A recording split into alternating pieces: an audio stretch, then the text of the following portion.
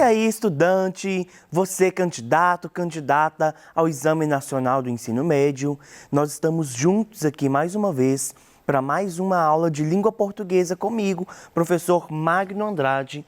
E hoje nós falaremos sobre o realismo e o naturalismo no Enem. Então, olha, nós vamos discutir na aula de hoje, compreender, as principais características do realismo e do naturalismo e ver como essas escolas literárias aparecem em questões objetivas. Então, aqui a gente tem duas questões importantes que nós faremos na aula de hoje. Primeiro, nós vamos ver o funcionamento dessas escolas literárias em questões objetivas e outro já é aí um spoiler mesmo, que nós vamos tratar de escolas literárias hoje. Portanto, o realismo e o naturalismo são escolas literárias. E aí eu já adianto, muita gente confunde e acha que o realismo e o naturalismo é uma coisa só. Não é uma coisa só, gente. Realismo é uma escola literária e o naturalismo é uma outra escola literária. A questão é que elas andavam juntas, elas então eram contemporâneas, elas vingavam na mesma época, assim como o parnasianismo. Então, o realismo, o naturalismo e o parnasianismo eram três escolas literárias que funcionavam ali na mesma época, tá bom? Mas nós não vamos falar do parnasianismo hoje, nós vamos falar depois sobre o parnasianismo e o simbolismo, que é uma outra escola literária dessa época também, tá? Hoje nós vamos focar no realismo e no naturalismo. Porém, o que eu vou fazer com vocês aqui é uma síntese dessas escolas literárias e vamos já ver a aplicação dessas escolas em questões objetivas do formato Enem. Por quê? Na aula destinada ao ensino médio é onde eu vou destrinchar o realismo e naturalismo.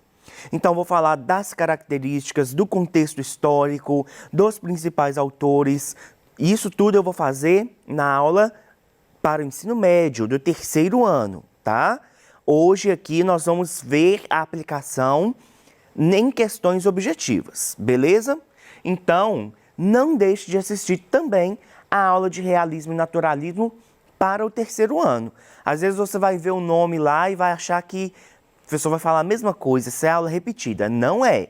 Aqui é com objetivo no Enem e para o ensino médio, o terceiro ano, um outro objetivo. A gente vai fazer um outro tipo de abordagem, tá bom? Vamos lá. Realismo, movimento cultural e literário iniciado no fim do século XIX, em oposição ao romantismo. O marco inicial foi com a publicação do romance Madame de Bovary, de Gustave Flaubert, em 1857. No Brasil, o realismo teve início com a publicação do livro Memórias Póstumas de Brás Cubas, de Machado de Assis. O realismo tem como objetivo representar a realidade vivida pela sociedade, fazendo críticas a temas sociais. A linguagem usada é direta e objetiva. Então, vejamos, nós temos informações importantes aqui sobre o realismo. Primeiro que o tempo, o período em que ele vingava é o fim do século XIX. Então, lá em 1880 e pouquinhos, mais ou menos por ali, começa toda a movimentação do realismo, tá? Aqui no Brasil. E aí o marco inicial dele é a publicação de Madame de Bovary, em 1857, mas no Brasil o marco inicial é a publicação de Memórias Póstumas de Brás Cubas, de Machado de Assis. Esse livro, Memórias Póstumas de Brás Cubas, é um livro muito importante para a literatura brasileira e que eu te aconselho a ler. Por quê? Sempre cai alguma coisinha de Memórias Póstumas de Brás Cubas ou sobre Machado de Assis em provas do estilo Enem. Sempre cai. É algo recorrente. Então é bom que você leia. Esse livro aqui, com certeza você consegue ele na internet, em PDF, de forma gratuita, porque ele já é domínio público. Então você vai conseguir acessar o livro, tá? Outras informações importantes. O realismo tem como objetivo representar a realidade vivida pela sociedade, fazendo críticas a temas sociais. Então, o realismo ele tem essa característica. A prosa realista, ela tem a característica de criticar. Ela critica os temas sociais.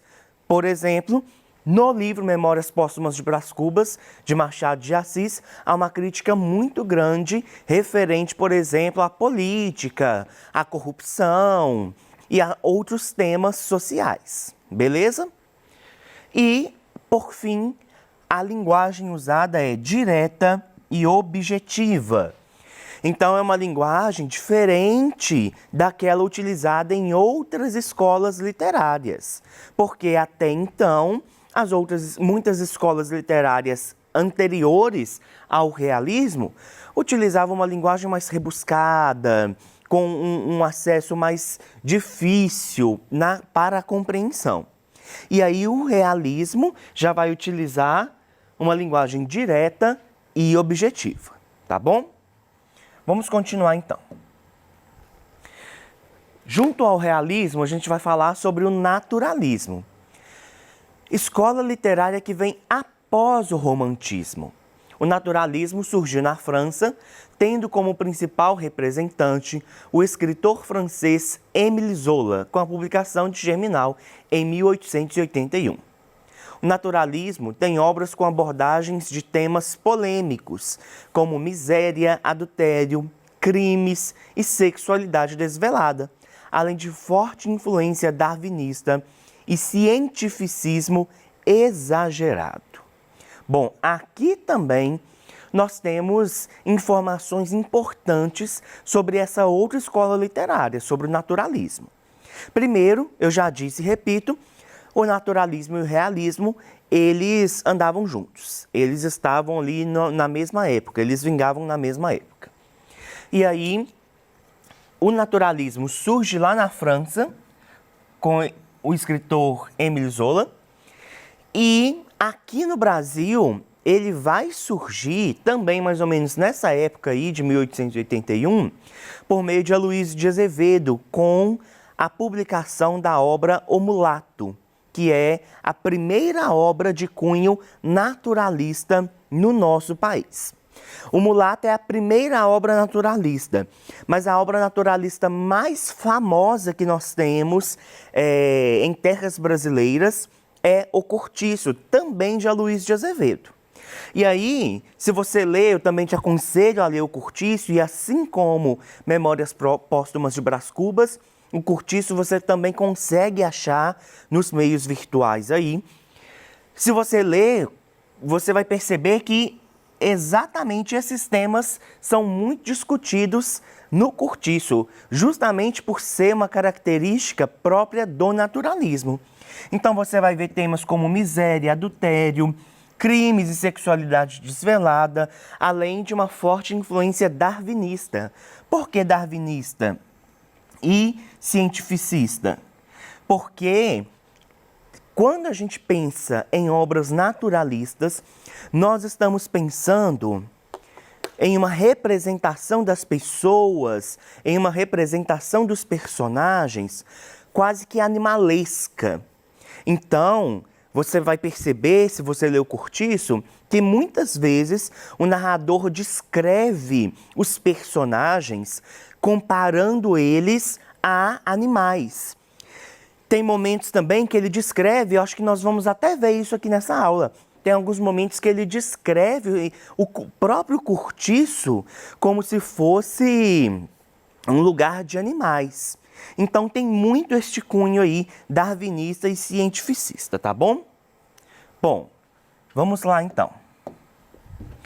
Então nós vamos começar, como eu disse, hoje nós vamos ver algo mais sintético sobre essas escolas literárias e já vamos conhecer algumas questões objetivas. E na aula destinada ao terceiro ano, nós vamos aprofundar nas escolas, tá bom?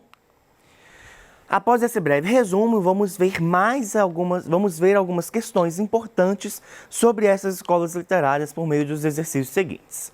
Bom, primeiro, assinale a alternativa que contém a afirmação correta sobre o naturalismo no Brasil. É muito importante, gente, na hora de responder as questões, identificar o comando das questões. Aqui, então, nós temos assinale. Ou seja, nós estamos falando aqui, a questão pede para que você marque, para que você identifique a alternativa que contém a afirmação correta. No Enem, normalmente, não cai comandos negativos, ou seja, assinale a alternativa que contém a afirmação incorreta. Normalmente, não tem muitas questões nessa estrutura, mas pode acontecer, tá? Então, aqui ele está pedindo para que a gente identifique a afirmação correta sobre o naturalismo no Brasil. Ou seja, de todas as alternativas, uma só é correta. Vamos lá. Letra A. O naturalismo, por seus princípios científicos, considerava as narrativas literárias exemplos de demonstração de teses e ideias sobre a sociedade e o homem. Este acentozinho aqui de ideias, gente, não tem mais de acordo com a nova ortografia brasileira, tá bom? O naturalismo usou elementos da natureza selvagem do Brasil do século XIX para defender teses sobre os defeitos da cultura primitiva. Vamos ver as outras alternativas. A valorização da natureza rude, verificada nos poetas Árcades, se prolonga na visão naturalista do século XIX, que toma a natureza decadente dos cortiços para provar os malefícios da mestiçagem. D. O naturalismo no Brasil esteve sempre ligado à beleza das paisagens das cidades e do interior do Brasil. E. O naturalismo do século XIX no Brasil difundiu na literatura uma linguagem científica e hermética, fazendo com que os textos literários fossem lidos apenas por intelectuais. Bom, a partir da pergunta que pede para que a gente assinale somente a afirmativa correta, nossa resposta é a letra C. Por quê? Retoma aí a aula que nós tivemos sobre arcadismo, que nós falamos muito da importância que a natureza tinha para os poetas, para os escritores árcades. E aí, essa valorização da natureza, ela também aparece aqui no realismo. E prestem atenção nessa última afirmação, que toma a natureza decadente dos cortiços para provar os malefícios da mestiçagem. Então, a gente tem essa identificação na obra naturalista, tá? A letra D fala que o naturalismo no Brasil esteve sempre ligado à beleza das paisagens das cidades e do interior do Brasil. Mas principalmente aqui, olha, não é muito a beleza que as obras naturalistas vão retratar, tá? O naturalismo do século XIX difundiu na literatura uma linguagem científica e hermética. Uma linguagem hermética é uma linguagem difícil e não é essa a ideia do naturalismo, tá? Continuando então. Próxima questão.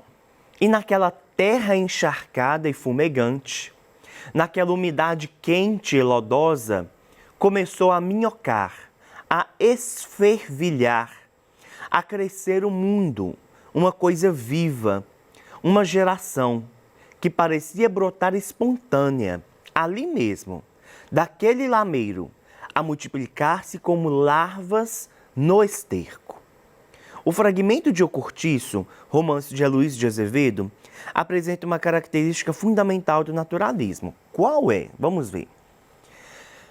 Uma compreensão psicológica do homem. Será que a gente está fazendo aqui, está tratando de modo psicológico essa aparição do homem? Uma compreensão biológica do mundo, uma concepção idealista do universo, uma concepção religiosa da vida, uma visão sentimental da natureza. Claro, letra B.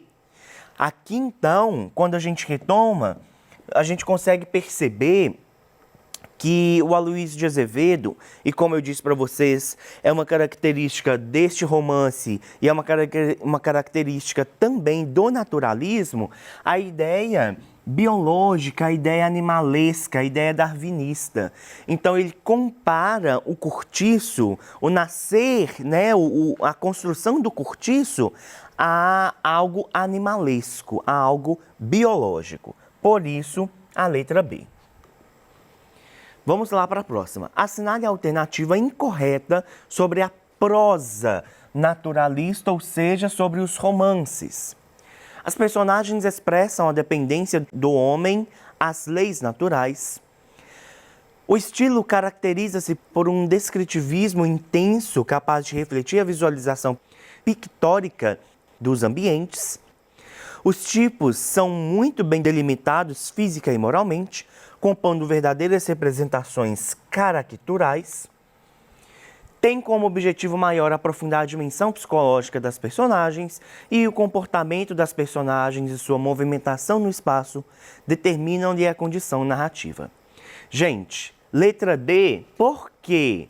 Porque é a alternativa incorreta.